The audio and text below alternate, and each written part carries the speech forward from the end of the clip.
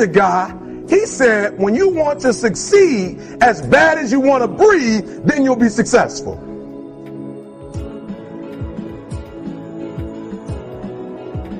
You know that one when you lose and you ain't got no sportsmanship? You know that one? Normally, you lose, you just man up. You don't want to shake their hand, but you do it anyway because that's a part of the game. But when you get so tired of losing, are you not entertained? Is this not why you are here? Listen to me. Pain is temporary. It may last for a minute or an hour or a day or even a year. But eventually it will subside. And something else will take its place. If I quit, however, it will last forever.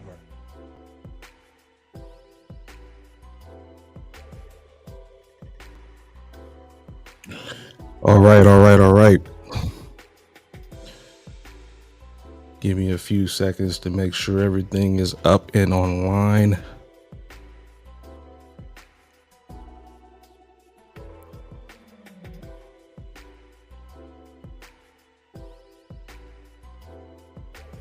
So we are officially live now.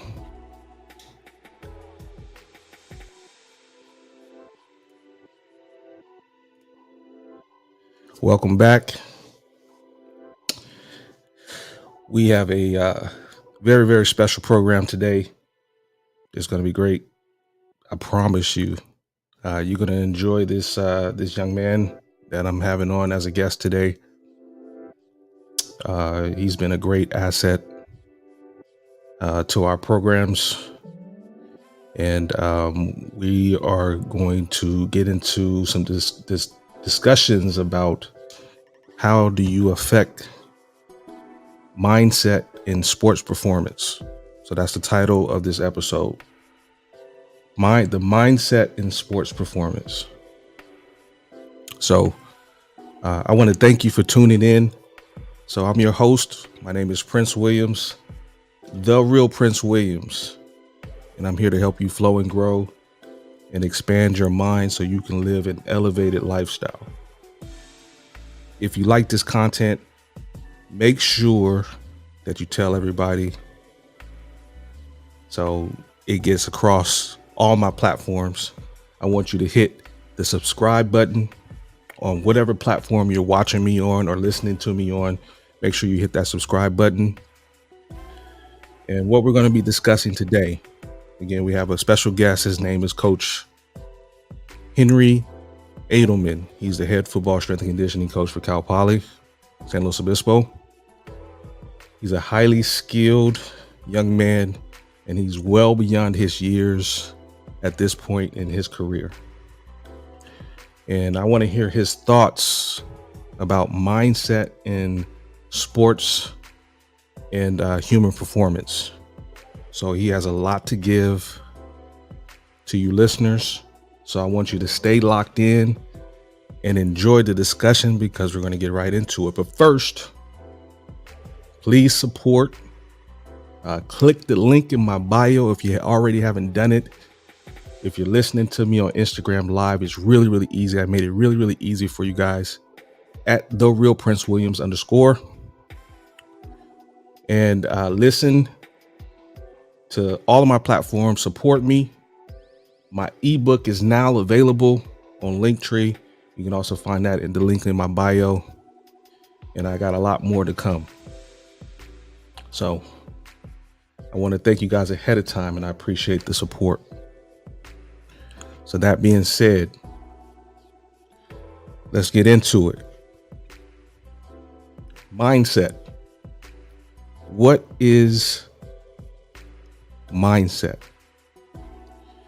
Mindset is I'm going to say it this way for a reason. It's a beautiful struggle in everyone's life at some point, and it's being able to control your thoughts, therefore being able to control your mindset. This is such a strong concept, and it's very powerful, but it's also very eluding. And it begs the question, what does it mean to have a good mindset? So this podcast is very much about teaching people that your thoughts are things. Or the better way to think about that is your dominant thoughts, whether good or bad, would eventually manifest into things. So we must be careful about what we think about or what we focus on.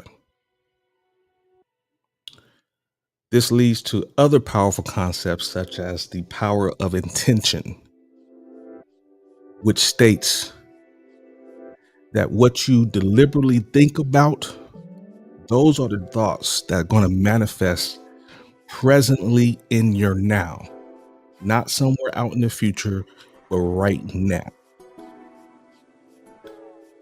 So in order to properly do this,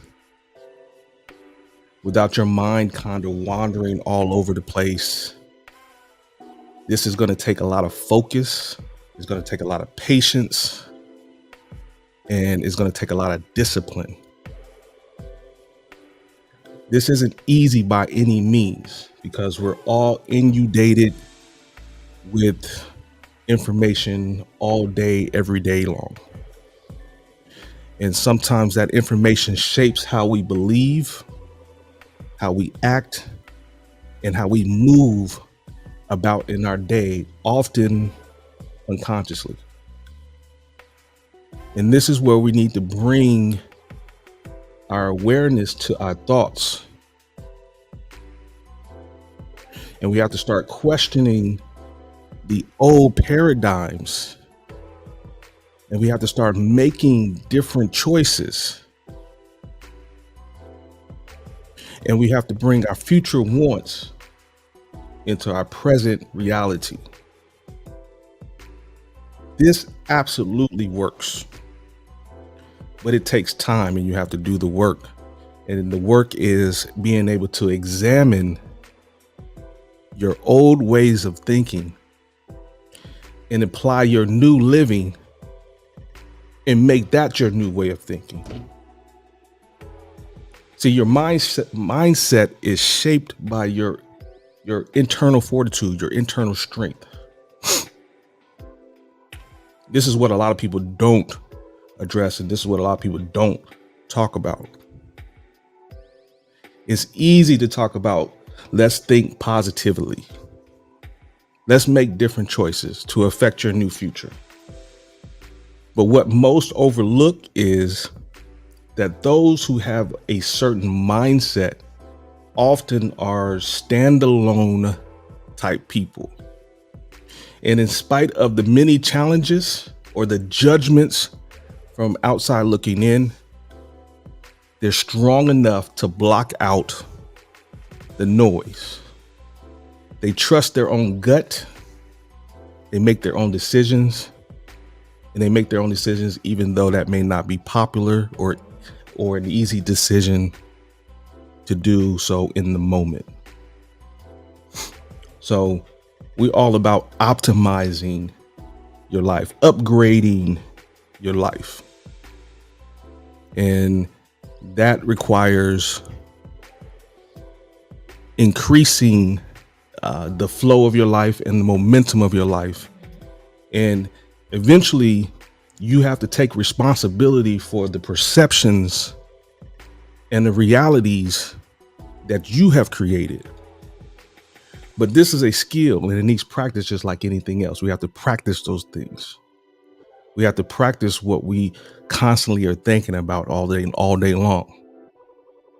See, I work in a profession that requires young adults and individuals to fight through their everyday thoughts that sometimes are very destructive.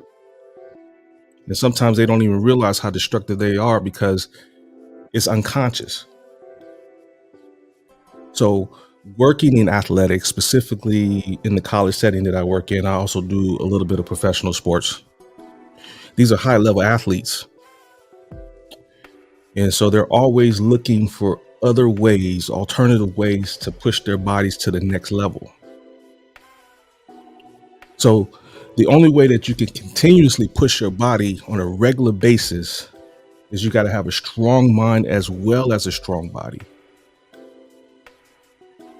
These two, both the mind and the body, work hand in hand, and they work hand in hand with one another. And you can't have one without the other. See, the body follows the mind, or at least that's what they told us. This is because whatever you're thinking or feeling in your mind, you feel it in your body. So I would actually say the body is the mind. I would turn it around. I would flip it. So perceptions can be very strong, and they can create an environment that could be both good and bad. So if you perceive something to be hard, is it not hard? If you perceive something to be a challenge yet achievable, this is what allows you to get into the flow, and allows you to get into the flow state much easier. See, the flow state is essentially accepting an achievable challenge and working through it for an extended period of time. It's in this state that you want to be, and you want to make it look easy. You want to make your challenges seem easy. This is elusive for most athletes because most have felt at some point like these things, or most have felt these things at some point, and they feel like they can't fail or they can't do anything wrong, or things just fall into place. They've all been there, especially making that transition from high school into college. But it isn't always easy to stay there. And so they have to bring the understanding and awareness, which is the key, which is the missing key to the flow state. And so this is what we're going to talk about today. This is what we're going to discuss. See, there's a big difference between belief and knowing. See, belief is based on taking the things that you have learned at face value without questioning it, and that's outside of yourself. That's influence that's outside of yourself. And so that information is also pretty much given to you that shapes your biases, opinions, and they're given to you as facts, but aren't necessarily truths. And not that this is necessarily wrong, because experience is often the best teacher in most cases.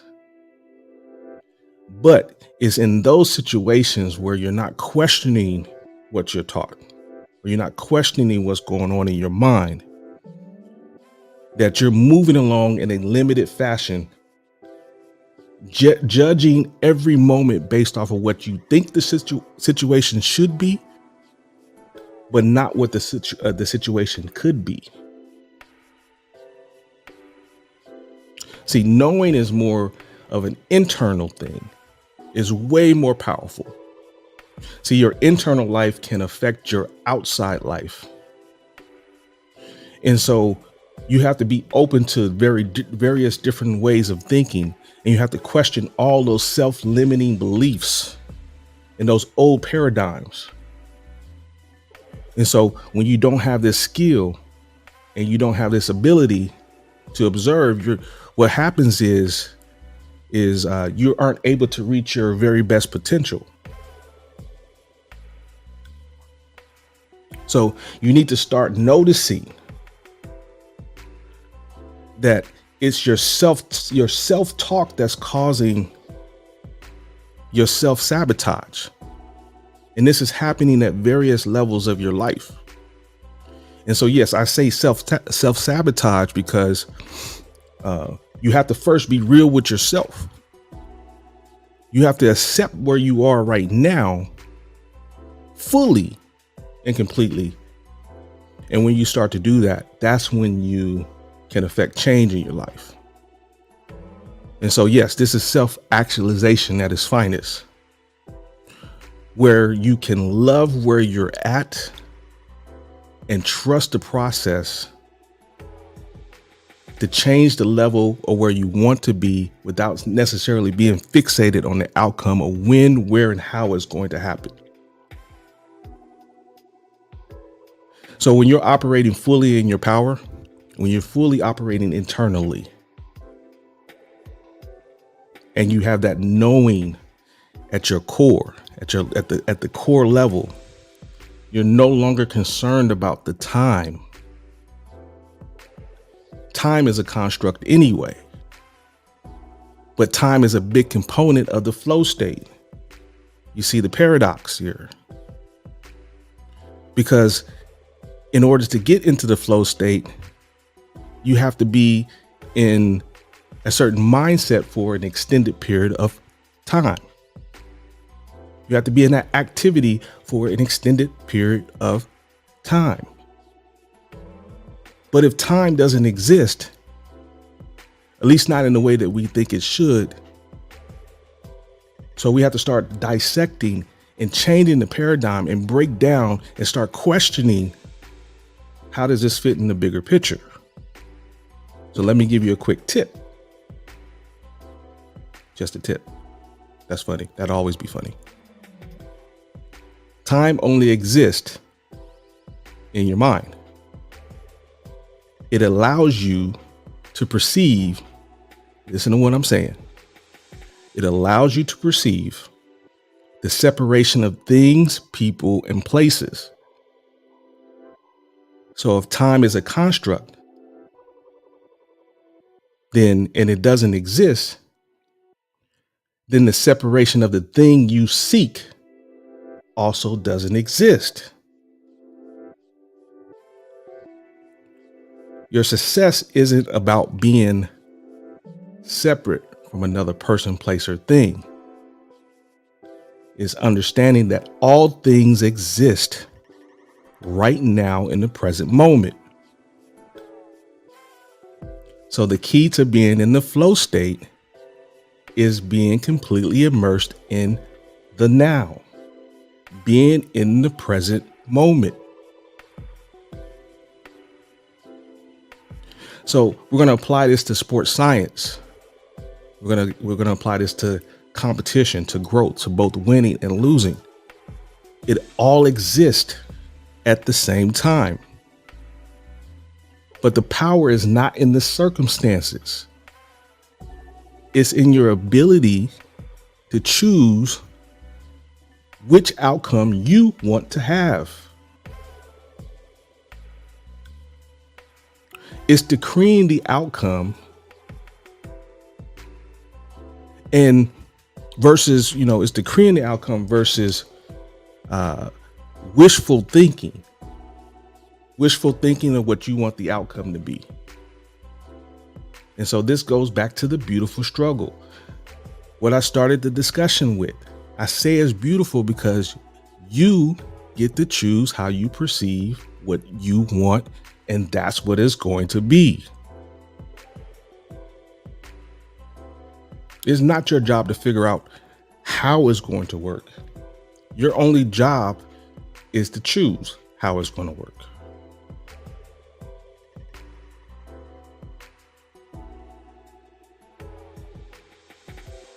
And so what we need to talk about and bring home and tie all this together is that takes a lot of discipline. And I say discipline over motivation because discipline goes back to internal. It goes back to what you're thinking about. And motivation is more external. It's about what you're being influenced by. It's the external stimulation. And this is not necessarily wrong, but it's more powerful when you can use both of them combined. Remember, your life is just a mirror anyway. So it's only going to reflect back to you what is happening on the inside of you. So meaning what you think about on a regular basis. So your dominant thoughts, that's what's going to be manifested into your reality. So external situations circumstances, they don't matter.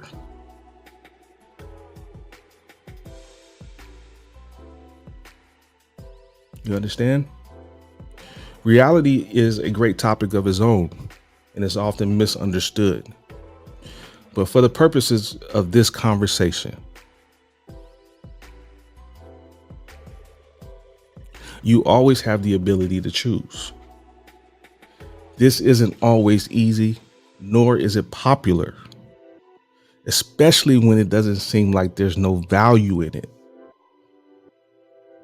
But the value is the fact that you know that affecting your internal world will eventually, what's happening on the inside of you will eventually spill over to the outside.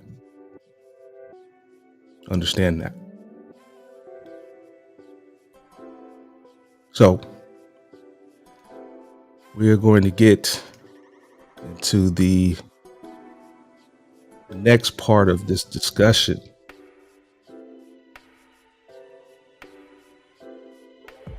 And I see you guys on the Instagram Live. If you want to hear the actual interview, please tune into my live stream. So you can click the link in my bio. It'll take you to whatever platform that you want to use. I'm streaming both Twitter, Twitch, and YouTube. So please go ahead and click over to that. While you're doing that, I will be back in just a moment. I got to get Henry on the line, and we're going to conduct our interview. So I'm going to step away for just a second here.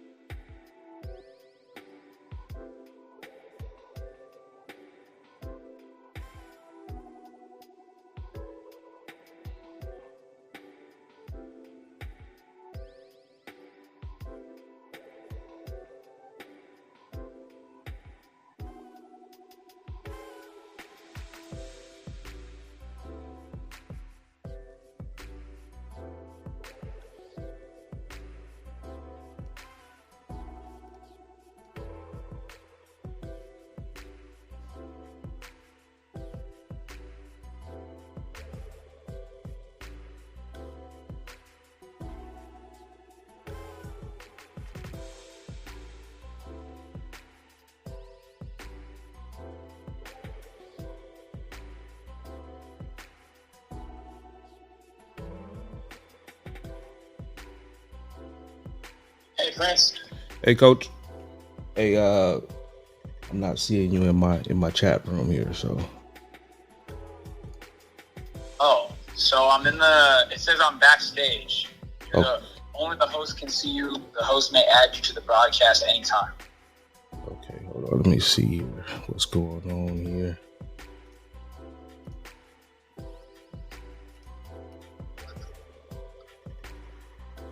All right.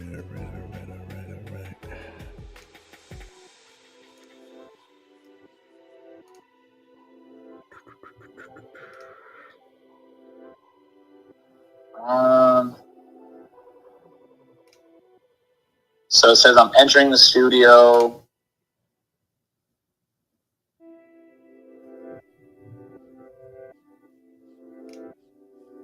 Huh.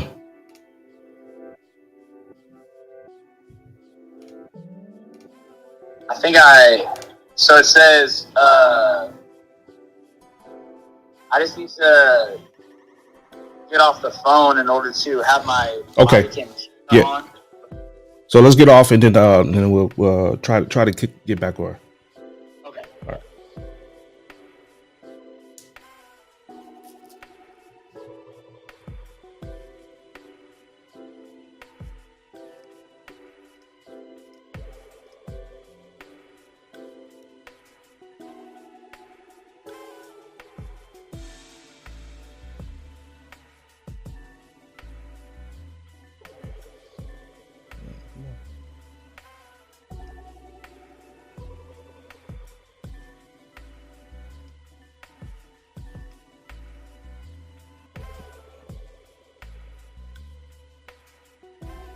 What the hell?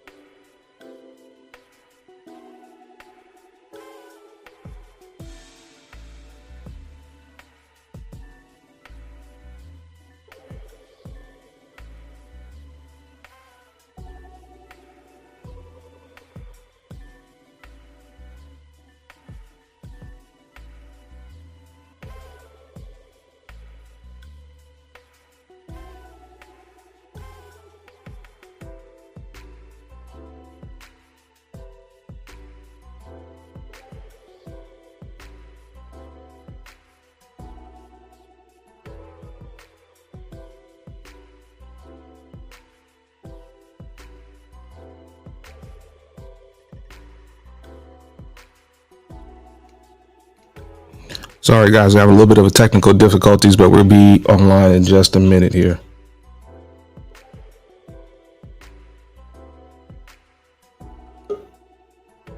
There we go. Yes, sir.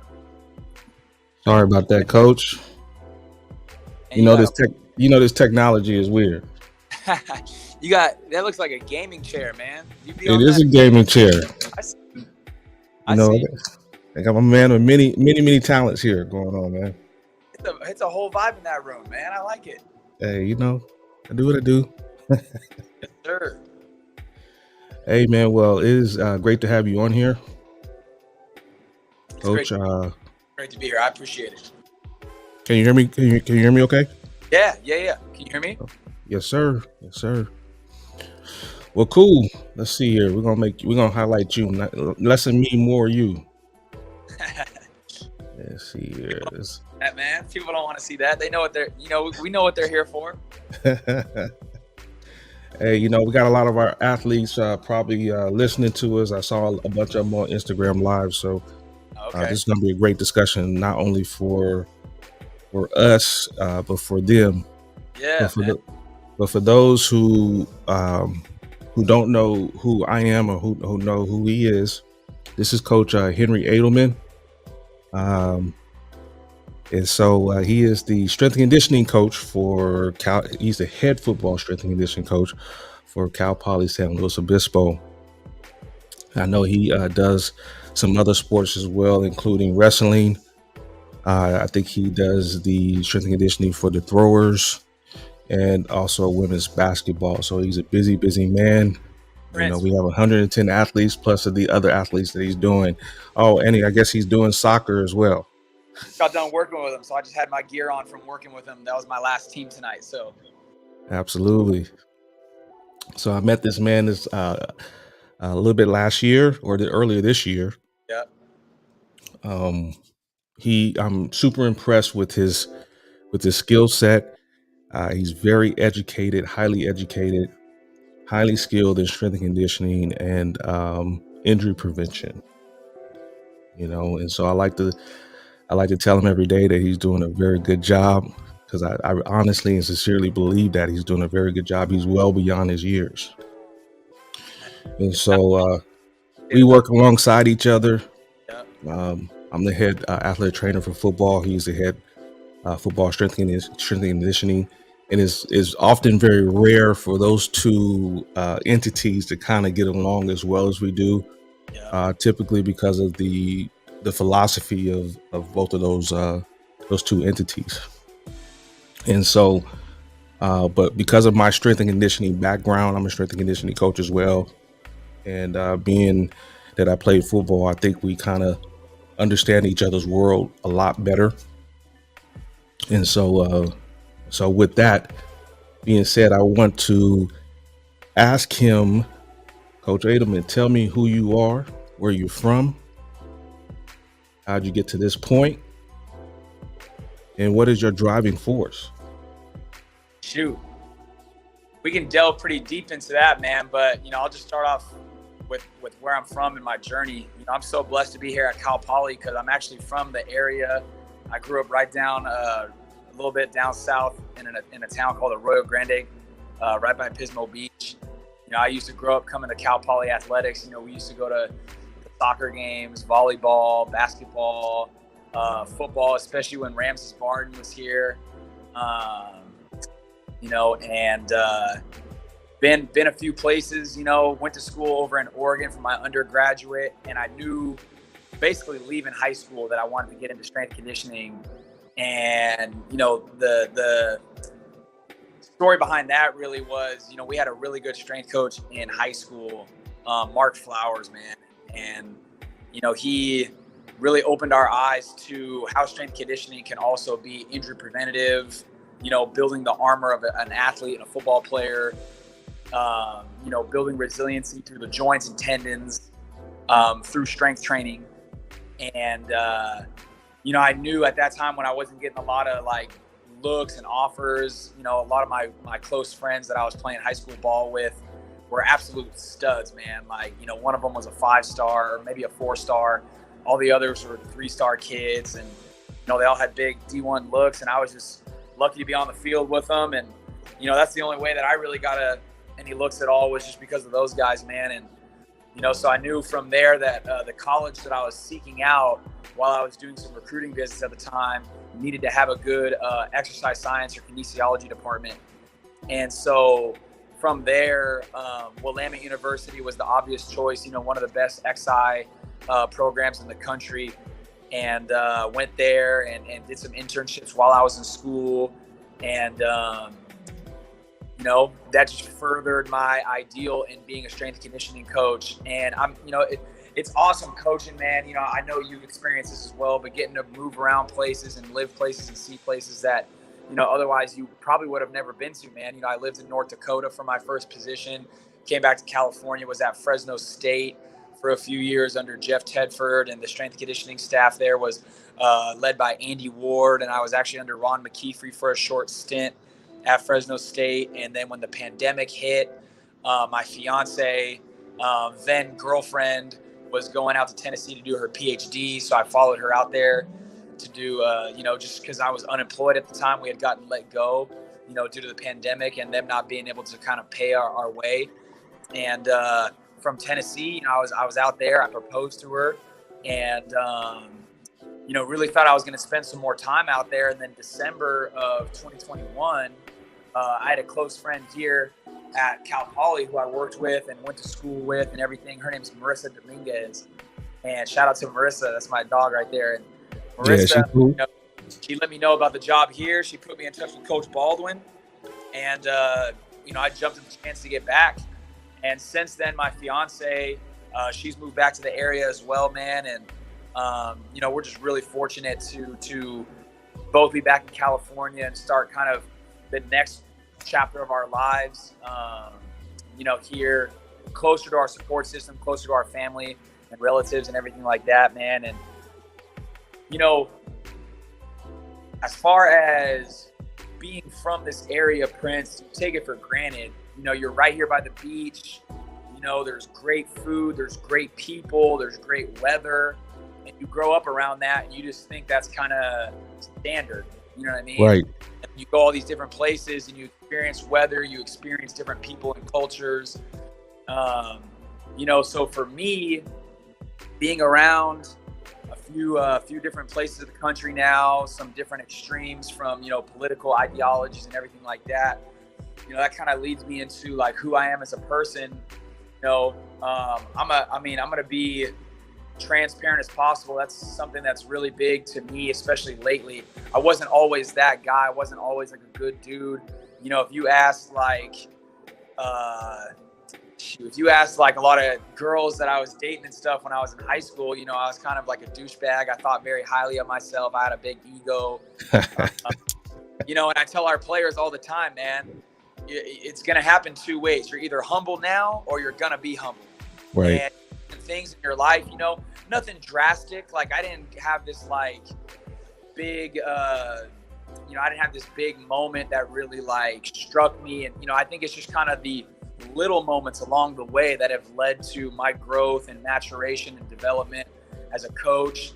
And so what I try and be now is, I try and be someone that our players that we work with can look up to, that the staff that I work alongside with can look to and trust. So I think a lot of that, the person that I believe that I am and the person that I'm trying so hard to be is someone that's trustworthy, someone that's selfless, someone that full of love. And I think alongside all of that, someone that's also very active and, wants to lead an active lifestyle and hopefully inspire others to lead an active lifestyle, man. And, it's a big piece of that activity within my lifestyle that has kind of led me to be so keen and have an affinity for the position that I'm in now. It doesn't even feel like work, man. I know you feel the same way. You're just here having fun at work, part of something greater than ourselves, and I think that's the beauty of working in any athletics department is, you know, the camaraderie, the mission-oriented mindset, the standard, the discipline, the accountability, the thing that we're all pushing and striving to make whatever it is that we're pushing and striving to be great.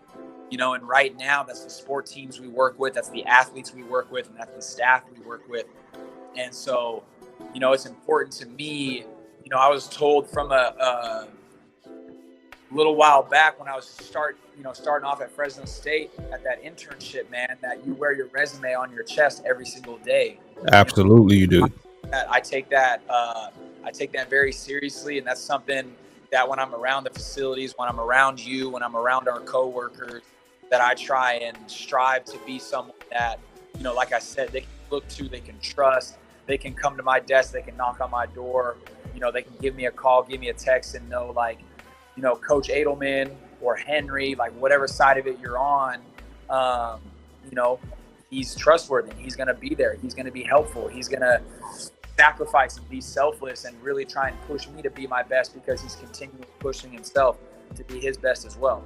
So, you know, I know that's a little long-winded, man, but, you know, that's kind of, it's exciting to talk about your journey sometimes because it is nostalgic. You know, you kind of start revving up, you know, where you've been, and all these quick memories you start flashing in your head. And, you know, it's taken a lot of hours, man, and a lot of late nights and a lot of early mornings and stuff like that to kind of develop the person that I'm striving to be now. And I'm nowhere close to where I want to be, but, you know, it's people like you, it's people like the coaches we work with and the athletes we work with that really have helped me kind of continually grow and continually learn. And, you know, I just feel so grateful and blessed a lot of the time, man. You know, I'm sitting at my desk some days, you know, sometimes I'll get done with something and not have the next thing to do, and I'll just feel like super appreciative, man. And, you know, when you asked me to be on the show with you, man, like that's just another big part of it, you know, and I'm just very grateful for everything, dude. And I'm just trying to be more and more appreciative. You know, I tell our players all the time, you control two things: your attitude and your effort. You know, absolutely. It's always been there. The attitude piece, I'm still working on heavily. You know, I got to reflect and remind myself all the time, you know, about having the proper mindset, proper attitude. But man, it's people, like I said, it's people like you that have kind of allowed me to continue to grow and have a good, positive outlook on everything that it is that we're doing here. You know what I mean? So. And trust me, you guys, I've looked him up. You know, I fact checked him, and I looked him up online, and not that I don't, you know, I didn't trust what he has to say, but because I do trust what he has to say, and I just wanted to see, you know, for myself, you know, some of the experiences and accolades that he has, and he has an impressive, very impressive resume. And I think, you know, when I say, I call him a young man because he's younger than me, but this is a man for sure. You know, you judge a man by his merits, you know, not necessarily his age. And he has a very impressive resume. And so he has a lot of experience coming in at a very young age. Most people don't even get going until their mid-30s. And, you know, and he's in, I think, his late 20s now.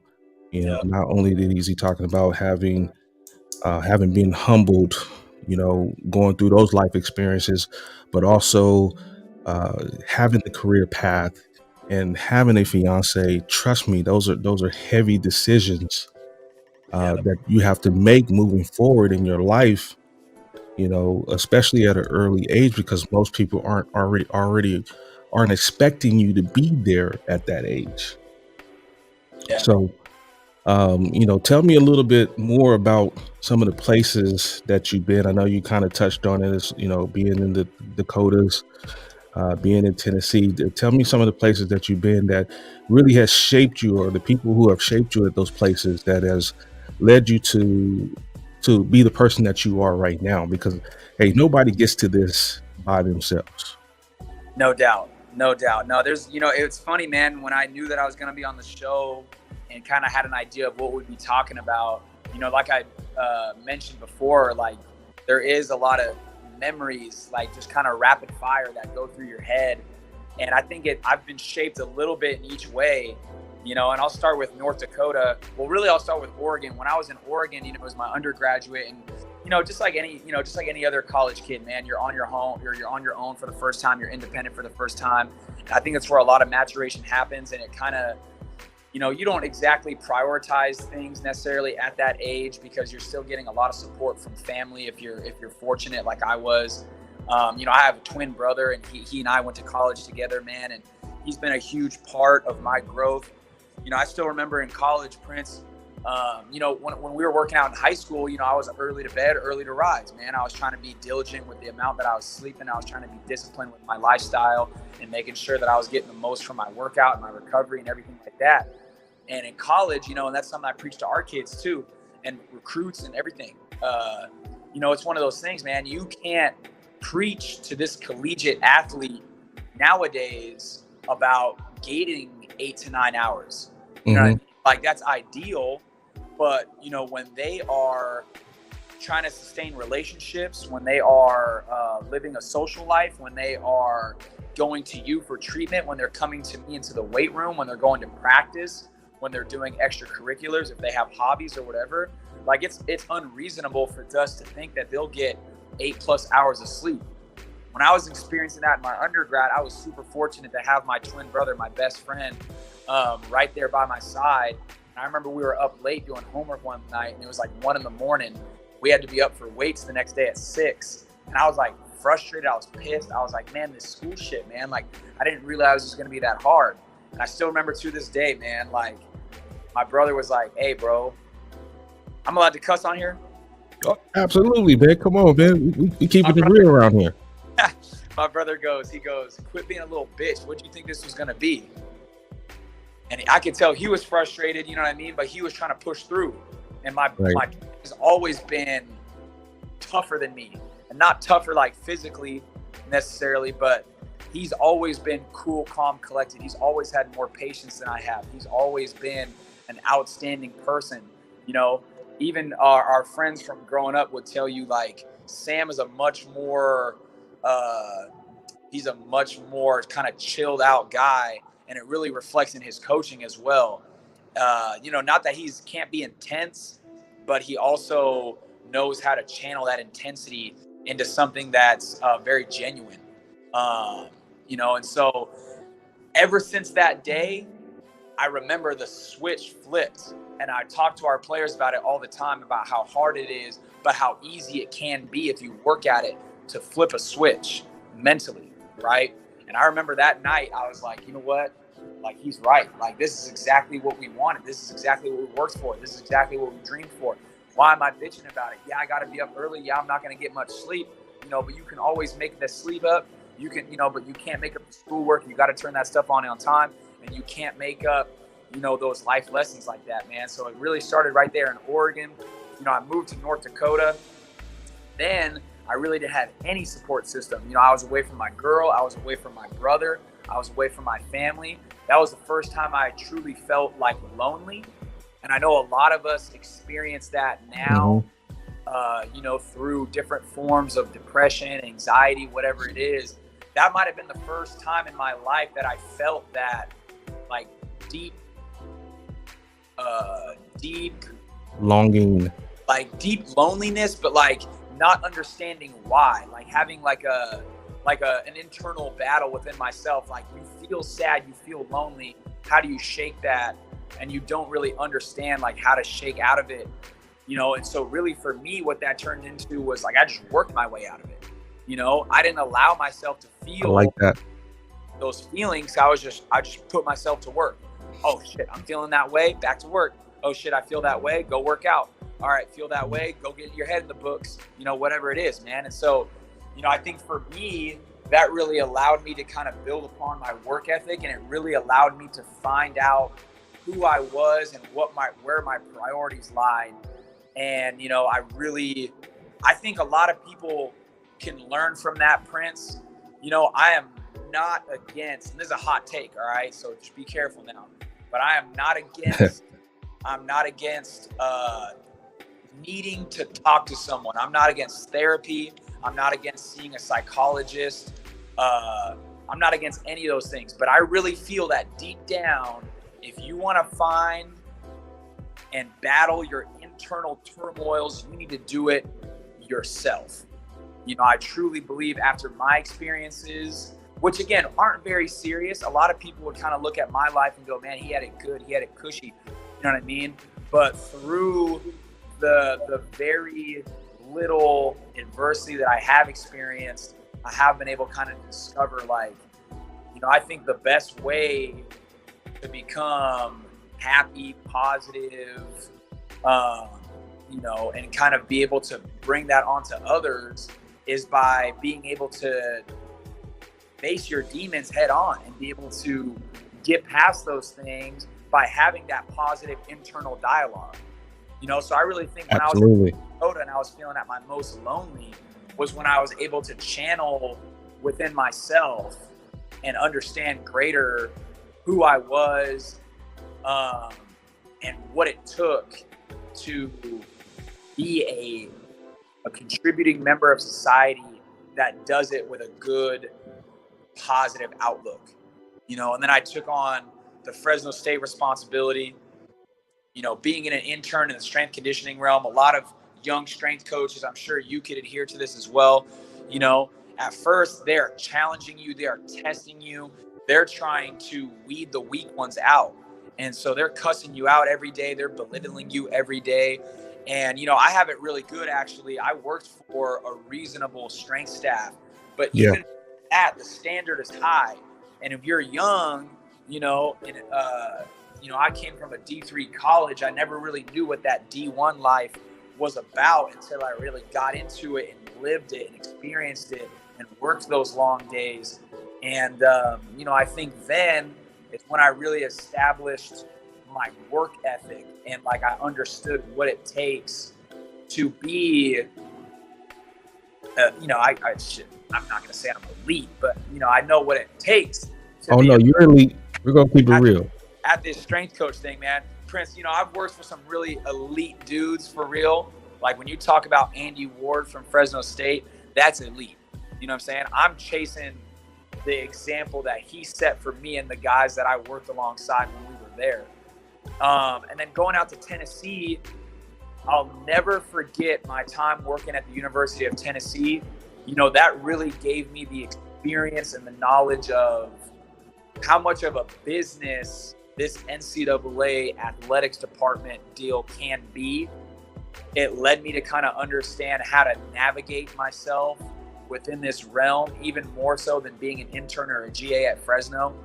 But then once I got the head position for Maryville College, me and the head coach there, Ben Fox, we clicked so well with the wavelength of the mindset of how to run a program. One thing that he always used to tell our players at Maryville College was the team that loves each other the most will have the best chance at success. Ooh, that's beautiful. When I heard that, man, and I was just planning like my engagement and all that stuff, that's when I knew right there. And it sounds corny as shit. And I'm a little bit of a corny guy. It is what it is, all right? But hey, I won't tell nobody. I won't tell the live streamers that you're corny. love makes the world go round, man. It really does. And I think when I was there, you know, working at Maryville, I really got to understand what selflessness, what sacrifice, what love looks like in the form of accountability.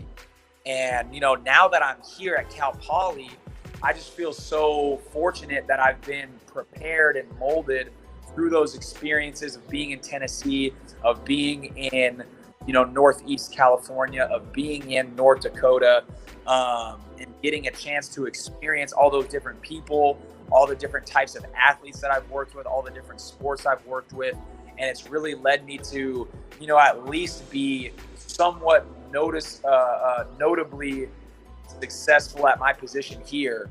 And, you know, I think, you know, like being in Montana last week, right? Like, I'm so happy that I got to live in North Dakota, even just so that I got to understand what real discomfort feels like. Absolutely. What lack of sleep looks like, and what real fucked up weather looks like. Because a lot of people, especially the kids that we got on our team, these Cali kids, these Cali coaches, you know, it's hard for them to really understand what acclimate weather looks like and how to push through certain things, right?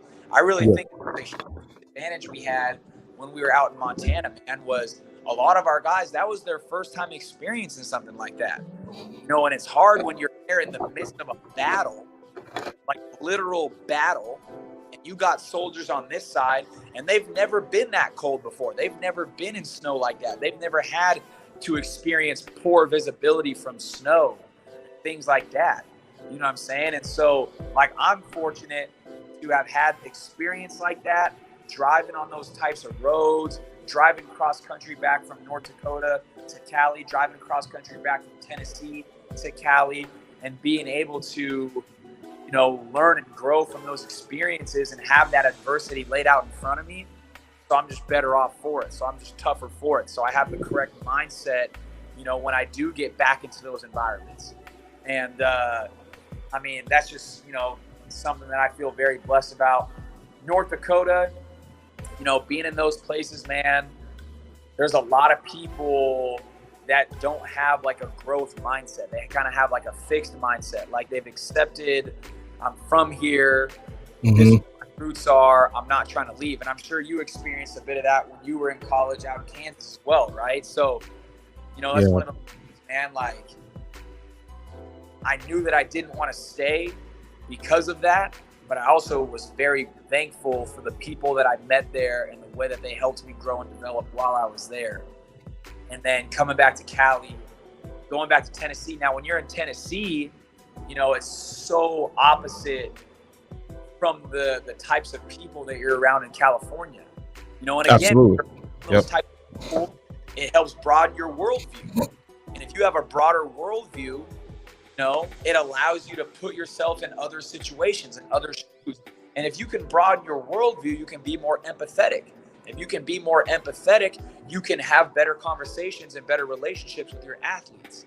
And if you can have better conversations, relationships with your athletes and coworkers, I mean, there's a lot that, you know, they're not afraid to do when I ask them to do it, because they understand, like, coach cares about me as a person first and foremost, and then he cares about the success of our program, and then he cares about our wins and losses, and then he cares about my athletic development. But, you know, it takes that being around different people and being around different places to truly have a greater understanding of the world around you. You know what I mean? Yeah. So I agree.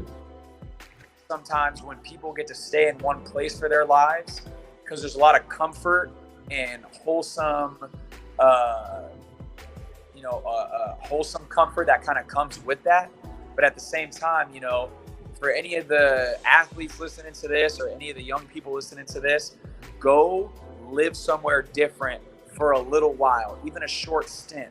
Go work somewhere uncomfortable for a short stint, you know? Now it's you're literally creating a roadblock of adversity for yourself, but at the same time, you will be better off in the long run for it. You know what I'm saying? So I'm just so fortunate to have been in the places in the country that I've been to, and how they've kind of helped me grow and develop and all that stuff, man. Yeah, you know, I think we've lived probably parallel lives. You know, I've different but the same. You know, I'm a military brat, so I lived all over the world before the age of 14. I mean, you were grown compared to these high school kids for sure. Yeah. So when I came back stateside, you know, I lived in Germany for 3 years, and all throughout my middle school years. So when I came back stateside, I was way more advanced than the people who were my own age. Yeah.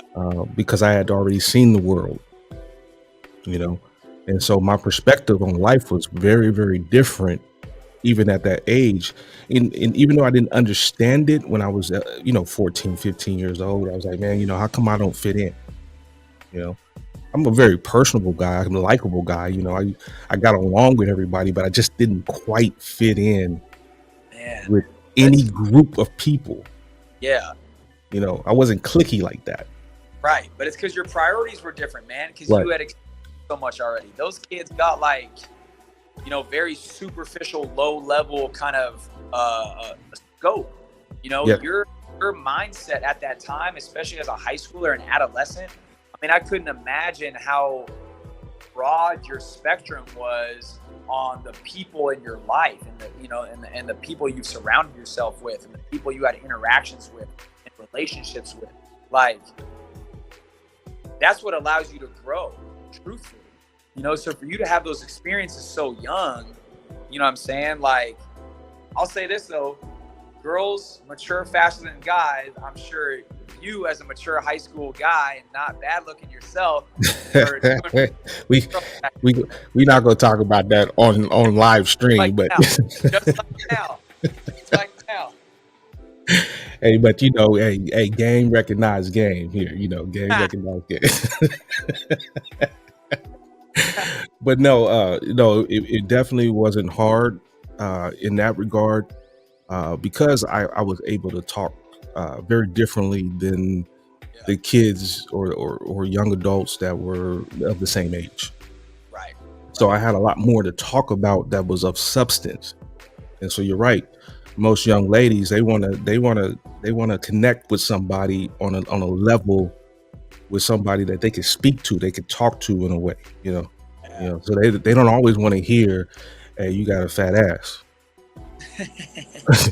You know, I want to get with you. They want to hear something like, "Hey, what are you really into? What are your goals? What are your dreams? What are your aspirations?" You know, they want to talk like that. And I was so advanced. That's like, I was already thinking like that. I was already like, "Hey, this is where I'm going. What are you doing?" Like, I ain't got time. I ain't got time. So already I was moving 100 and they was moving 60 and they was trying to catch up. So that's a little game for you, but I'm gonna leave that alone. But you're right, man. You know, even in my career, you know, and some of that I guess what's the word I'm looking for? You know, being able to kind of step out on my own. I was used to doing that because I did that pretty much my whole life. That kind of carried over into my adult life. So even after high school, you know, I'm just winging it, trying to figure it out.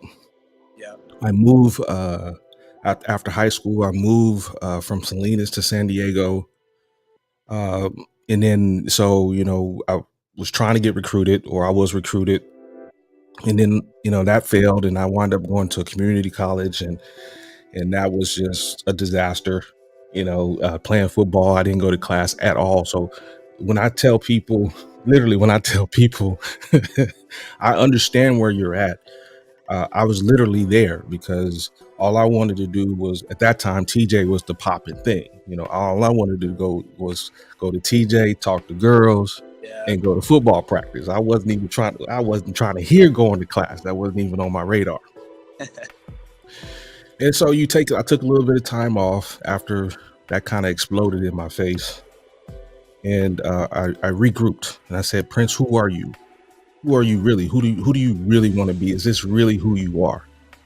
So I took a little time off, came back home, and had an opportunity, you know, to play in college again, where although my clock had started, I couldn't go back to NCAA, so I had to go NAIA to get my years back. I didn't even realize that. Okay, that makes sense. Yeah, you know, it wasn't as streamlined as it is now. So once your clock started, you know, my clock had exhausted itself. I wasn't going to get my years back. And so I had to go NAIA. And they gave me my years back, barely gave me my years back. And so I was already a little bit of an older athlete, and it took me all the way to Kansas. Yeah. And, you know, as you said, it took you to the Dakotas. So I'm all the way in Kansas. I'm in this place that is very, very weird to me. You know, it's Midwest, whatever you want to call it, is something. It's something. It's something. It's nothing but football and school. Yeah. And I hated every bit of it. But it took me away from my friends. It took me away from the social group, the groups that I was in, and some of those people were still doing the same things they were doing when I left. Yeah, man. And all I had to do was focus on school and football. And it just so happened that this NAIA school that I was at we were really good. We only lost 3 games in 3 years. So we were always in the playoffs. So we were always playing in December. Guess what? December in Kansas? Yes, there's snow on the ground. Right. Yeah, so and we didn't have no dome, so it was like, okay, we practice in the snow, we playing in the snow, and so no, it built a certain amount of toughness. And I remember coach saying one day at practice, all the Cali kids that were there, we all bundled up in our gear and our clothes, our long sleeves and the face masks and stuff. And he said, I bet you if there was a keg of beer out here, you guys wouldn't be complaining about this snow. I was like, hey coach, I don't drink, man.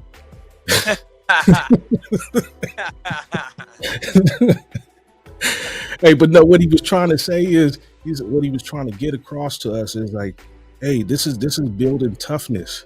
The weather, the circumstances don't matter. If you're worried about this, then you can't go to here. You can't go to the next level. Right. And we were fortunate that year to get a Final Four ring. Went to the Final Four, and that record stood until last year when they went to a national championship. So that record stood almost 20 years because we had a bunch of guys who were all moving in the same direction, all doing the same things. Yes. And so I learned so much from that experience because I was able to pull myself out of my normal environment, thrust myself into, like you said, work. Yeah. Yeah. And whereas before, 2 or 3 years before, I'm failing out of school. Now I have a 3.9 GPA. It's crazy, man, how your priorities change. Absolutely. Mindset. It's absolutely mindset. That's something I tell our players, man. Like, when you were talking about, immersing yourself in the work, like it was fun, wasn't it? Absolutely, it was fun. Yeah. Like, yeah, you mentioned earlier that the experience as a whole, being in Kansas, like it had some toughness to it. It had some, it wasn't like ideal, right? But right. You look back on those memories fondly in a lot of ways. And you look back on those things and they were fun, especially from a team standpoint, because like you said, everyone was in it together and you guys were bonding through that shared adversity, right? That's something I tell our players all the time. Winning has a huge price to pay. But if we're all paying that price equally together, it could be a very amazing, fun deal. And then that fun just becomes greater and greater as the wins stack up. Because winning is sure fun, right? Yeah. The work going into winning isn't always fun. What are you willing to sacrifice? Exactly. There's a lot of sacrifice, a lot of discipline, a lot of things that, make it less ideal.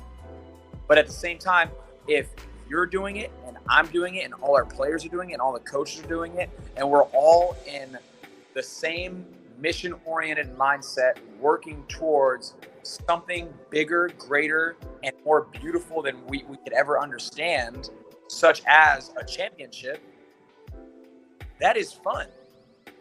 You know what I'm saying? And a lot of people don't want to, I told our players today just before practice, I don't know if you heard it, and I've said this to another team today as well. I believe it was men's soccer. There's 2 types of pain. There's the pain of discipline and the pain of regret. Ooh. You can push through and be disciplined and have that be the pain that you exert on yourself and exert onto others, right? But have it pay huge positive dividends later down the road. Or you could slack, be comfortable in the moment, and then have the pain of regret later on when you're not accomplishing your goals, when you're not getting the wins, when you're not setting yourselves up for a championship or some form of success, right? So I think the biggest thing for a lot of young people, especially our collegiate athletes that we work with, Prince, and not the kids that we work with in particular per se, but just a lot of people around that age range. Right. I know what you're saying. There's a lack of perspective, and they're looking for immediate comfort. They're looking for immediate, like, dopamine or endorphins or whatever you want to call it. Like, they just want to feel Absolutely right there. You know what I'm saying? Instead of paying the price of discipline, having the pain of discipline, and then getting that huge, beautiful reward that we all worked so hard for at the end of the season, or at the end of your the beautiful struggle. That's the what, beautiful struggle. and a lot of people look at that as like, okay, I graduated. You know, that's kind of an accumulation. That's kind of something that you reach towards and work for and strive for. But really, that's kind of on you. The beautiful thing about being a part of an athletics program and being part of a team is it's not just you. You can lean and rely and really build a strong relationship with the guys around you, your team, or the girls around you, your team. You know, when you guys are all pushing together, that's your comfort zone. Yeah. We talk about comfort zone, like I want to make it as easy as possible as I can on myself, but gain the most from that. That's not how shit works.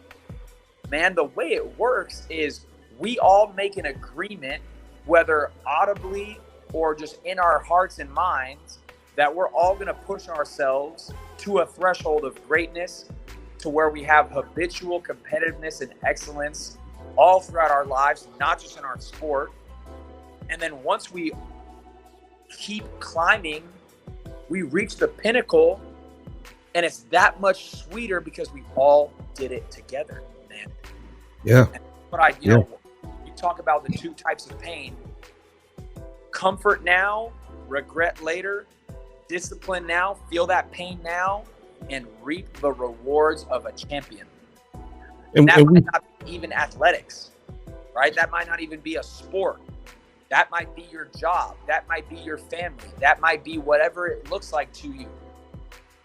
But you're seeing the undisciplined in the world now. Yes. You know, what we're seeing it play out in so many ways. But and I'm not going to touch on it too heavy, but freedom isn't free. That's what people don't understand. Freedom comes with a price. And that price is exactly what you're talking about. It's discipline. And so, nothing happens by happenstance. You get people who are the mega rich. That happened because of discipline.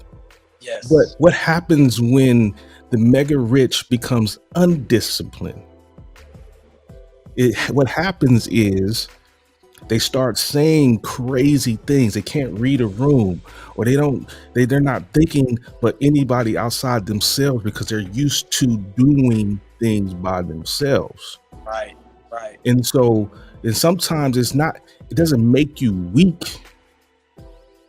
Actually, strength is being able to restrain yourself when you do have something to say.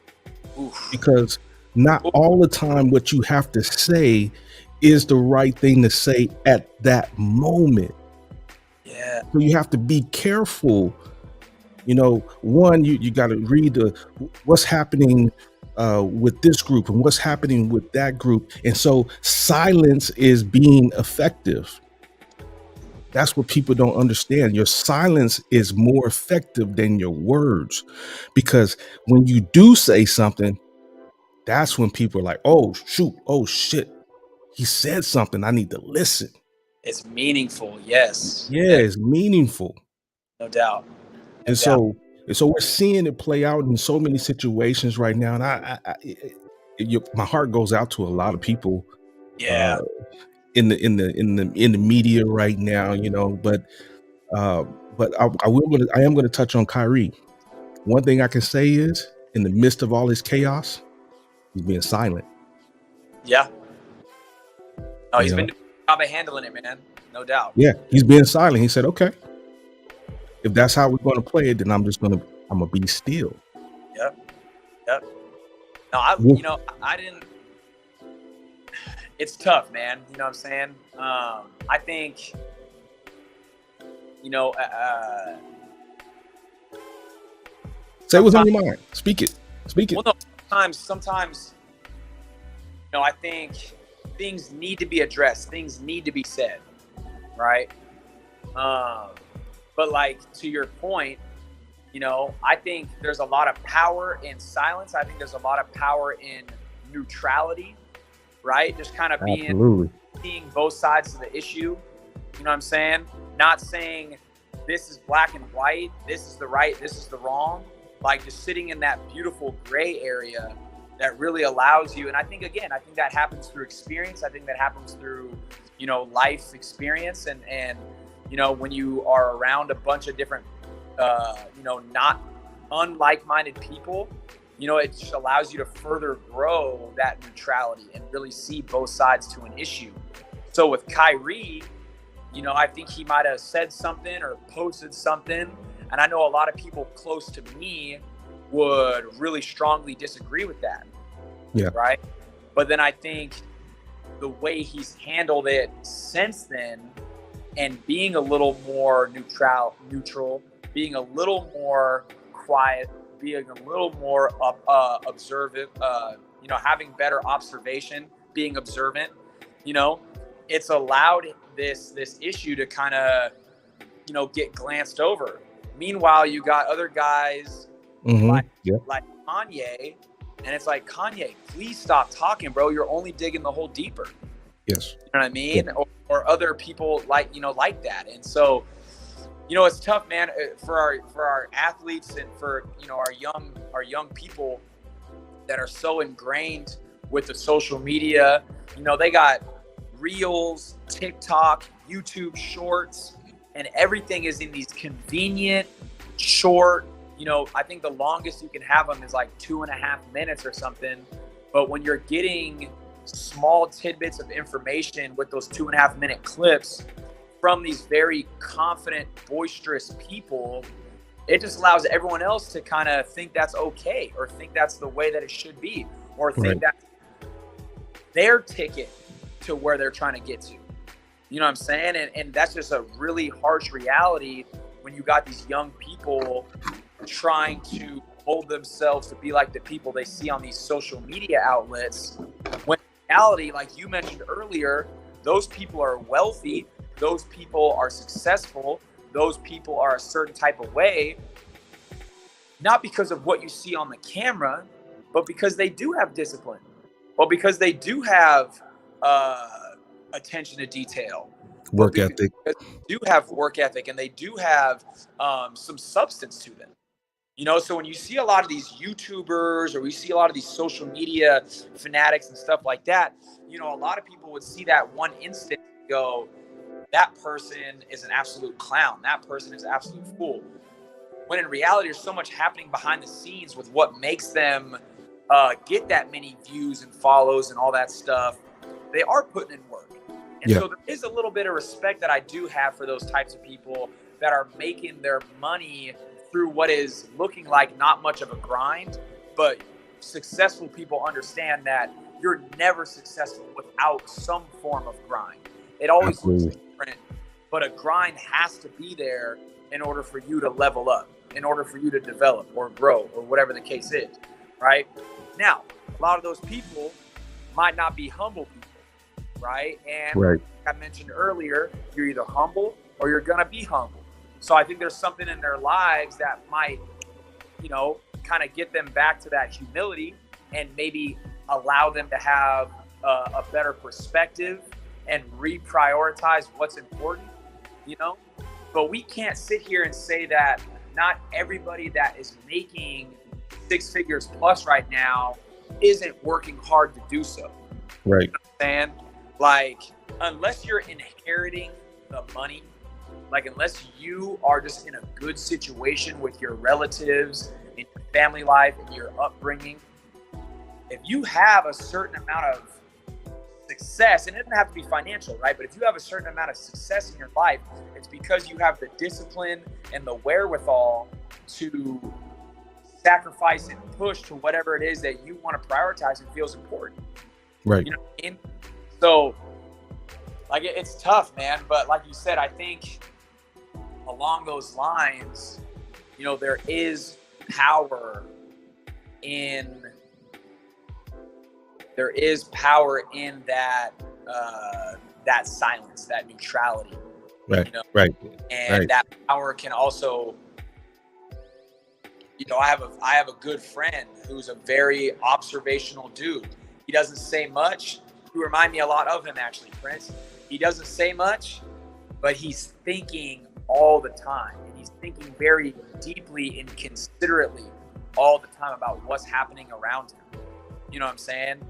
But when he does say something, it makes it that much more credible. It makes it that much more powerful, you know?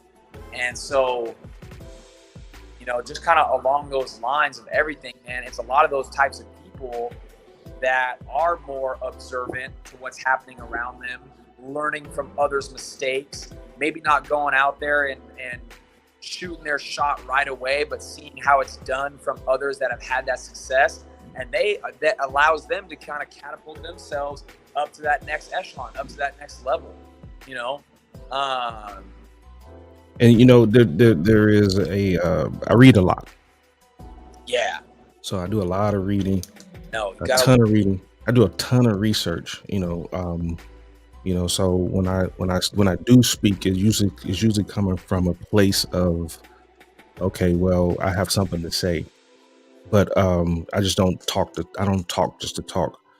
But I say all that to say there's a book, it's called The 48 Laws. And, you know, if you guys are still watching this live stream, some of our athletes watching this, you got to read that because that is one of the laws is silence. Your silence is power. You know, just because you're silent doesn't mean that you're weak. So, but what you do is you're channeling that energy. You're taking that energy, that silence, and you want to turn it inward. And so eventually it builds up, and then you can give it outwards, because you can only give what you have. If you don't have anything to give, then how can if you don't have anything inside of you, how can you give to others? Right. Yeah. Right. And so if you're just talking haphazardly, you know, you're just putting out energy with no substance. You know, so you got to build yourself up. Hey, you know, that's how you build yourself up. We know a few of those. Energy without substance. We know a few of those. Absolutely. So we're gonna change course a little bit, because I know you talked a little bit about love is the way, and so I have an experience, you know, that I want to talk about here real briefly. Okay. And so in my profession, I have a lot of accolades. I've been in a lot of places. I've done a lot of things that most people would only dream about being able to do. And I can say this with 100% certainty. None of those things mean nothing to me. When I was younger, a lot of those things meant everything to me. I was chasing it. But I came to a realization that my biggest accolades are in me giving back to my student assistants, developing, mentoring, and teaching others. Yeah. And I got more out of that than chasing the newest, you know, letters behind my name. And I got a bunch of them. Yep. You know, but you're absolutely right. It was love, the love of developing people, the love of wanting to help other people, that had thrusted my career forward. Because up until then, you know, I felt like I was beating my head up against the wall. Like I felt like, man, like, what's the next challenge? What's the next situation I can get myself into? Yeah. And I just found myself just running around in circles. I was in the rat race. And then when I slowed down and said, wait a minute, this is not what this is about, that's absolutely when my life changed around. And if anybody knows me, my students, you better not touch them. You better not mess with them, because you know, I'll talk shit to them, but you better not talk shit to them. Right. But no, then that was a great kind of analogy. But I wanted to kind of circle back on that. No, I mean, look, it's when it comes to, like you said it early on, when it comes to success, nobody has been successful on their own, right? And one thing I tell our players, especially our guys that have aspirations to be professional, not only in football, but other sports, if you think it's going to happen by yourself, you're delusional. Yeah. You got to have a good support system. You can do a large majority of it on your own. You can be motivated by selfish intentions, but ultimately it's going to take a support system to get you to that spot. So like with football, for example, right? We have a few kids after a loss that are concerned about their stats, right? And I think the most frustrating thing about that is your stats don't matter, even if you have amazing statistics that another person that is in the position you're trying to get to used to have. That's not going to matter if your team is not successful. So it takes everyone around you, the people that you're working with, for you to be successful. So if you understand that it's going to take everyone around you in order to catapult yourself, why would you ever inherently be selfish if selfishness is not going to get you to that ultimate pinnacle that you're trying to reach? Mm-hmm.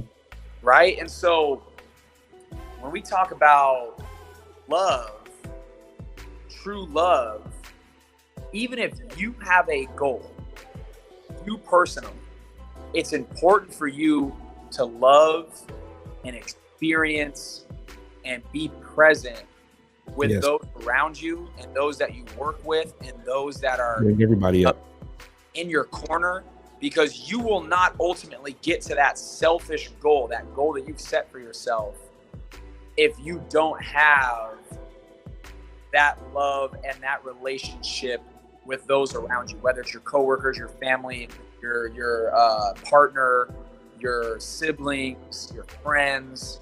Like, there's no negative, lonely motherfuckers that are successful. There's no negative, lonely. That is real talk. There's no negative, lonely athletes that are out there balling. Like, it's not the case. Those people that are out there doing great things in life, the people that we look up to, a lot of those people have a lot of love around them and give a lot of love. And that's the key to success. You know what I'm saying? And it doesn't have to be, again, it doesn't have to be financial success. Yeah. Happiness is success. Love is happiness. Therefore, love is success. If you can love others and have it to be to a point to where you are gaining a lot of love yourself from others through your selflessness, through your positivity, it's just going to lead to further success. And if that success is making you happy, that happiness is going to be leading to more positivity and more selflessness. And that positivity and selflessness is going to lead to more love and more happiness and more success. I mean, it's all cyclical, man.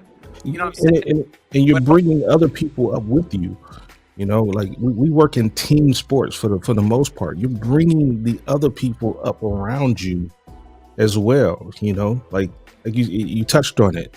You know, very few people, I want to say not all, but very few people are able to do it by themselves, where they're only worried about their stats and they're able to succeed without the support of the team. Right. No doubt. You know, and so, and you want, if you're that person, you're that guy, you want to bring the others up with you. One, that makes you a better teammate, makes you a better friend, but they're going to do everything in their power to make sure that you succeed. Yes. That's the beautiful thing. That's the beautiful part of that. But if you're not doing your part by, hey, I need you just as much as you need me, they're going to be like, they're going to shit on you. Like, man, they're going to look at you. I'm not picking your ass up. Get your ass up. Right. You know, And that's where that person or these people have to be more disciplined in their mindset to not only, like you said, not be selfish, but look at the bigger picture. Yeah. Because there is a bigger picture that's going on. And whether you realize it now or later, you will look back and you're going to say, man, I could have did that just a little bit differently. Yeah. You know what I'm saying? No, So definitely. Speaking of discipline versus motivation, and I have my take on it. Yes. And so I think discipline, in my opinion, is more internal versus motivation is external. Right. External stimulation. Yeah. Give me your thoughts on that. I think one is permanent. I think one is fleeting. I think motivation can happen, can come and go in an instant. You could watch a video, you could see something happen in front of you, coach could say something to you, a player could say something to you, you could be motivated in that moment. But that can go away as soon as you're focused on another aspect of something else in your life. Whereas discipline, you don't need to be motivated if you're disciplined, right? Now, discipline, it's tough to achieve, but ultimately, it doesn't get easier. You just get better at handling hard. Ooh. I didn't Ooh. don't get it twisted. I don't know. Ooh. You made me sit back in my chair. I feel bad for not knowing her name, but the head women's basketball coach at Duke had a conversation with her athletes that was put viral. And she quoted that exact thing where we're always waiting. We're always waiting for things to get easier. So we're always kind of doing the minimum to the point and the extent that we think, okay, at some point, this is going to be easy. No, you need to go all in on that thing because it's not going to get easier. You just get better at handling hard.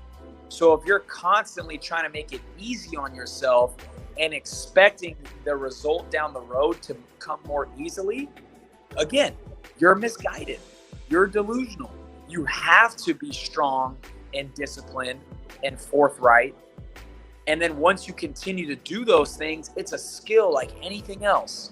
It's a skill like dribbling a basketball. It's a skill like, being a soccer player. It takes repetition. But once you repeatedly do those things, Aristotle used to say we are what we repeatedly do. Excellence then is not an act, but a habit. You got to keep and immerse and do it over and over and over. And once you've done it to an extent, you become hardened. That shit don't get easier. It's just perceived as easier because you are better at handling hard. You have become harder. And that's why we use the word soft. You're soft. You're being soft because it's the opposite of being that hardened, disciplined person. So when you're talking about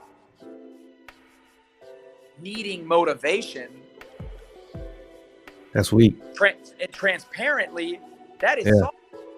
That's weak. Motivated to do something well, you need to be motivated. How about you just do something well because it's in your DNA? How about you just do something well because you don't know another way? You know what I'm saying? And doing it over and over and over, it's going to create a callus. And when you have that callus in your brain and in your heart, you could really do some amazing things and push through things that a lot of normal people wouldn't be able to push through. And when you can do that, you have pride in that. And when you have pride of being able to push through things, when you have pride in being able to push through things that others couldn't, that leads to wanting to push harder. And when you push harder, you become more disciplined. And when you become more disciplined, you're looking for the next challenge, or you're looking for that next piece of growth and development. And so once you get on the path, once you start getting in circumstances that make you uncomfortable, and you do them to benefit you and the others around you, and you do it over and over and over, you just become so much better off for it. Yes. Yes. Well said. Very well said. It goes back to what we were saying earlier, regret or discipline. Yep. You're disciplined now, you do it over and over and over to the point to where hard becomes standard to you. Becomes hard easy. Becomes what you do naturally. Mm-hmm. And then you find yourself thinking like, man, so-and-so is kind of soft. Even though they're probably not a soft person. Yeah. You're just like been in that experience so often that you kind of go, man, that doesn't seem like much to me anymore. You know what I mean? And I mean, people need to be exposed to that. But like I said at the very beginning of this conversation, man, being exposed to that, people want to take themselves out of those tough situations so much that they don't allow themselves to be exposed. They don't allow themselves to feel those things. They don't allow themselves to have an emotional stimulus that leads to a behavioral change. Ooh. Right? And so if you're out here constantly trying to make it easy, make it comfortable, I don't want to get past my comfort zone, then you're always going to stay at this like low echelon of what— That's low vibrations. That's low vibrations right there. Yes, what you believe as work ethic, what you believe as discipline. Whereas others that have exposed themselves to the things and basically put up roadblocks for themselves and put adversity in front of themselves, those are the people that will be better off. You know what I'm saying? Like, Coach Saban talks about it all the time, man. Hardworking people and soft people will never understand each other. And they don't want to understand each other. Absolutely. Yes. Yes. Yes. And, man, I mean, it's just one of those things, man. I just hope you are work with, I hope that I can instill in them that discipline and even happiness through the pride that you have in your discipline. Yeah. Is a skill that is only performed through repetition. Yes. But if you're constantly feeling sorry for yourself and you're constantly looking for the way out, you will never get to that point to where hard becomes not hard. And if you can never get to that, you will live a life that seems fatiguing. You will live a life that seems upsetting and frustrating. You will lead a life that seems unfulfilled. If you are constantly looking for the easy way out, if you are constantly looking for something that is not stressful or not challenging, you will never truly understand the beauty of what this world can have in it. You will never truly understand what it means to push through tough times. Because tough times don't last, Prince. Hey, I'm learning so much from you right now, man. You are a stoic by nature, man. You are a, I practice stoicism. Yes. And that is one of the fundamental ideals of stoicism is to accept everything. Marcus Aurelius said to accept everything. Yep. And not to look for things to change. You accept it and you move on, or you move with what life gives you, because it's either a lesson or a blessing. And a lot of people miss that sometimes because nobody wants, and this goes hand in hand with what you're saying. A lot of people want the easy. They don't want the lesson. They just want the blessing. And the power that we exude, because that's the duality of life, that's the yin and the yang. Typically what we're going to get is we're going to have both choices laid out in front of us. Yep. And so, but our ability to make, or our ability to choose, is our power. The power is the ability to say, you know what, I'm gonna go ahead and accept this. I choose to accept this. This is what I'm going to do. I'm going to work through it. I'm gonna work through the lesson. As you say, we're saying the same thing. I'm gonna let this harden me, so the next time I come up against this situation or this circumstance, it's just not going to feel the same, because I already been through that. Yes. And so then your lesson becomes the blessing. Blessing. Yes. It's the journey. Journey is everything. Absolutely. Absolutely. And you need to check out this book. It's called Meditations by Marcus Aurelius. Okay. And you are a Stoic at heart. I know you would absolutely love that book. But I think the stoicism and discipline comes from a lot of self-reflection. I mentioned at the very beginning of this thing that I didn't necessarily like who I was as a young person. Mm-hmm. I don't think a lot of the people around me, from a deep personal level, really appreciated who I was. And I think there's a lot of things in your life that happen, that make you really love you. And you're not going to love others if you don't love yourself. Oh, yeah, absolutely. Yes. So, when we talk about love, you need to lead a disciplined lifestyle in order to take care of yourself. It's really easy to not take care of yourself, mm-hmm. right? A lot of people around us don't. A lot of people in this world, Prince, especially young people, suffering more and more from depression, anxiety, things like that. And it's because they don't have the wherewithal to kind of push through tough times. And it's because, there's a lot that goes into it, man. There's a lot of variables, right? They're constantly comparing themselves to the people they see on media and all that stuff. I understand that, but you can truly and genuinely, in your heart and soul and mind, be okay with where you're at in life if you know that you're doing everything you can and leading a disciplined life to where you're taking care of yourself. You can take care of yourself that way. You can take care of others that way and get that same fulfillment.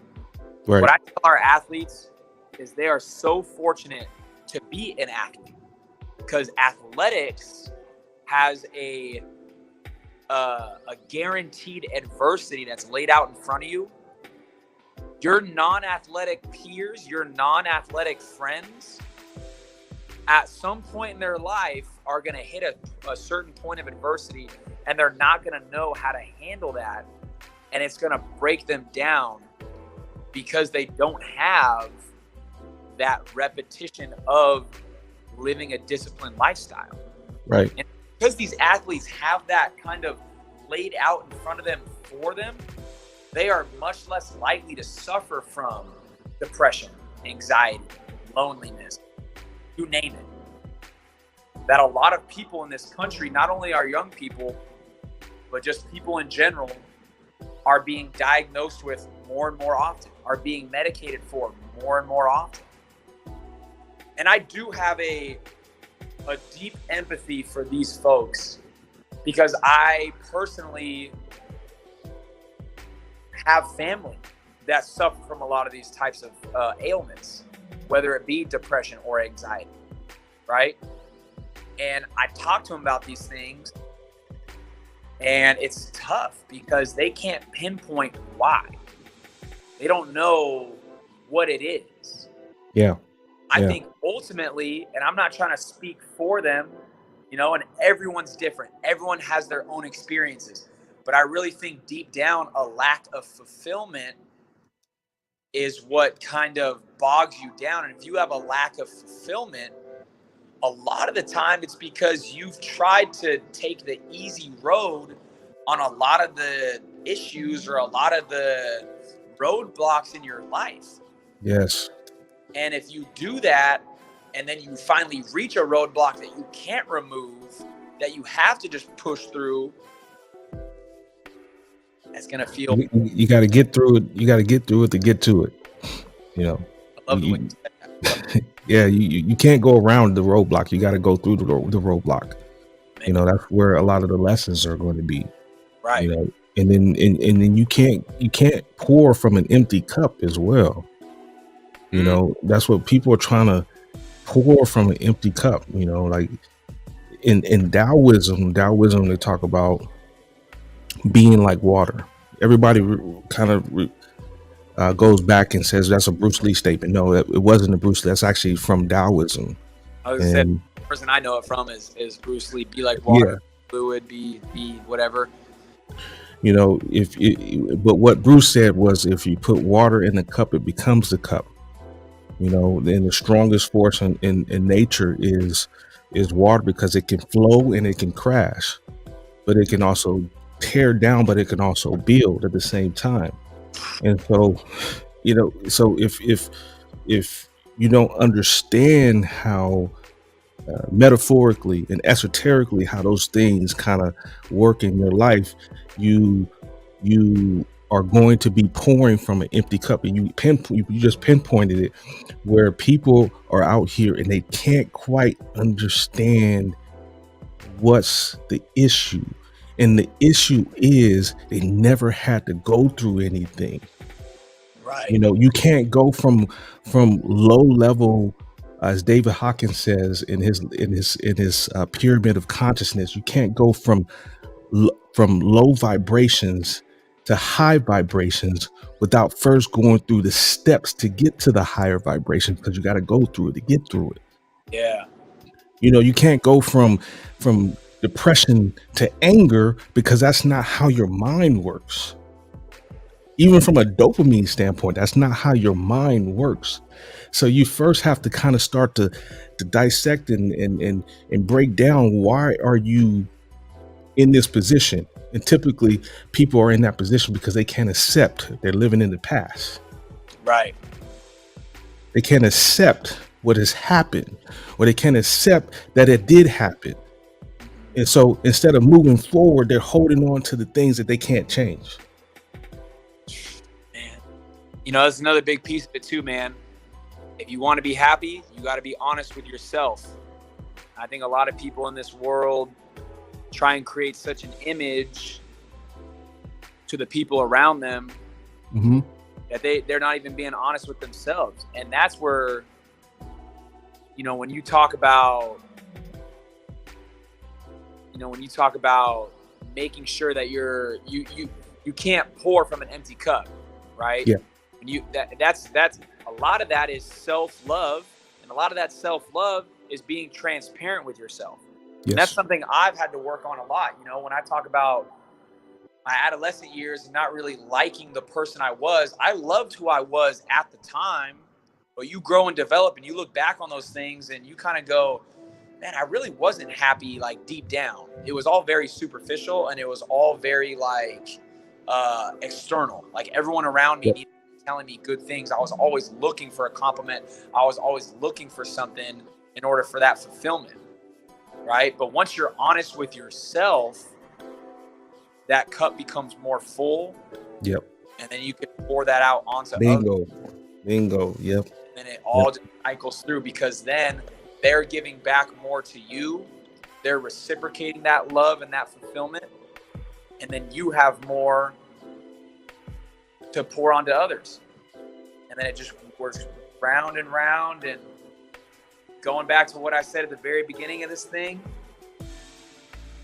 love, man. It all comes down to love, man. Absolutely. So we've been on this live stream almost 2 hours now, man. I know, man. Hey, so I'm gonna have to have you on again, man, because like I'm even blown away right now, man, because I think this is the most we've talked in one long span. Yeah. And I've learned a lot more about you, man. And like I said, you're very stoic in nature, man. I think And I knew this live stream was going to be fucking phenomenal. I already knew it was going to be phenomenal. I have a knack for people and watching people, and I do. There was some substance behind you, and I wanted to hear, and I wanted others to hear, because I think you had a lot to say. You know, we're our teams, not just football. Our teams are struggling right now, and I think there's an expectation. You know, and when we talk about reward system, the dopamine is your reward system. You can get addicted to winning, and you can also get addicted to losing. And you're being rewarded for both. But what do you choose? And so I wanted people to hear what you had to say, because you're closer in age to them. They don't necessarily, you know, I'm as I'm getting older, I'm starting to pull away from being able to see exactly how they see it. Right. But you're closer to age, and you've accomplished a lot, and you have a great mindset that moves past, you know, thinking positively. That's external. You have a lot inside of you that I know that you had to give, and I wanted people to hear what you had to give. You know, I think you're a great mentor. I hear some of the things that you tell these guys, specifically the football guys. I hear a lot of what you say to them, and I'm like, wow, that's fucking amazing. And that means the world, man. That means the world coming from you, bro, for real. Trust me, man. I hear, I see everything, and I think they take that for granted. You know, I don't want to isolate anybody that's listening to this live stream, but you know, you take it with a grain of salt, man. You don't take this guy for granted, man. He has a lot, and I see him on the sideline. He is hurting just as bad as you guys are hurting, because he puts so much energy into you guys. He wants you guys to be successful. And sometimes I just look at him and be like, you all right?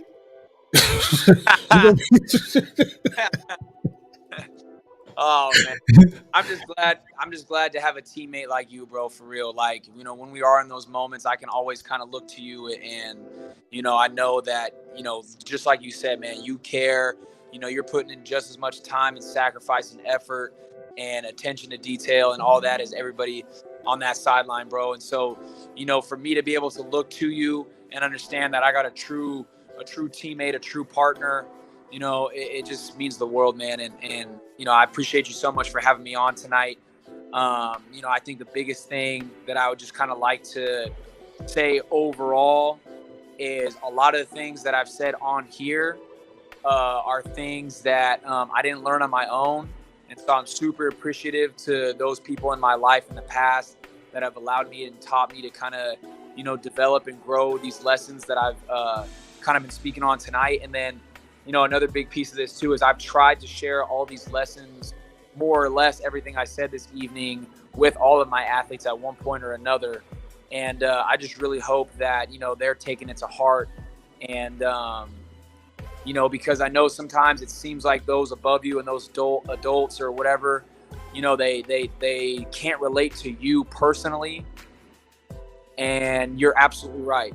You know, we will never, as coaches, as athletic trainers, as strength coaches, we will never truly understand you, and we will never truly understand what you're going through and your pain and your success and your motivation. But we are here for you. We are offering our sacrifice and love, and we just want to pass these messages along, not because it sounds good and not because it's the right shit to say, but because we've lived it, and allow our mistakes to help guide you to make sure that you don't follow those same mistakes that we did. Because I can tell you right now, wisdom and success only comes with several failures. Yes. And Prince is not egotistical enough to say that he hasn't failed, and I'm certainly not egotistical enough to say that I haven't failed. But it's our failures that have led us to be even a fraction of the men that we're trying to be. And so I just hope any of our athletes that hear this or listen to this, maybe not even our athletes, but any other athletes or really any other young people, just understand that everything we've said on here is experiential. And I'm not going to ever claim to be wise, but there is wisdom to be gained through failure and through adversity. Allow yourselves to feel that failure. Allow yourselves to push through adversity. You will be better and wiser and be able to help others because of it. Yep. I appreciate you, man. Thank you. Hey, man. Hey, thank you for coming on. And hey, we're going to circle back. We're absolutely going to circle back. Let's run it back. I'm down, man. Maybe in a few months. Because we got more to discuss. Yes. So I want to talk more about you, man. You talk about people being quiet, and it's more impactful when they do speak. Coming from, Mr. Observation himself, just kind of making plans, making strategies with the world around him just based off what he's seeing. I just appreciate you taking the time and having the conversation with me because, like you said, because you're kind of a naturally in your shell guy, it just means that much more when I do get to have meaningful conversations like this with you, Prince. So again, thank you, man. And I appreciate you so much, not only for being on the show tonight, but just for being, the man you are and being the coworker you are, man. So, I'm going to see you tomorrow. Let's get after this thing. Absolutely.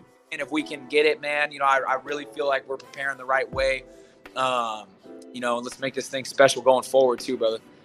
Hey, man. Well, hey, I appreciate you again, man. Hey, you have a good night. I'll definitely see you in the morning. All right. Let's go back to the grind, baby. I'll see you.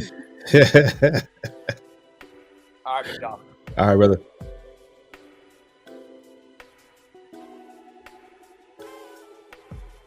So you guys, thank you for tuning in. Thank you for listening to this content. As you can see, like I said in the beginning, this guy had a lot to give. He is well beyond his years, and I have to disagree with him on the wisdom piece. I think he has a lot of wisdom, because he has a lot of experience, and you can't be afraid to fail. That was the best way to end this podcast today, this live stream. You can't be afraid to fail. So moving forward, thank you again for listening to my content. My name is Prince Williams, the real Prince Williams, and I'm here to help you expand your mind so you can live that hustle and grit lifestyle. And so I want to help you flow and grow. And until next time, I salute you.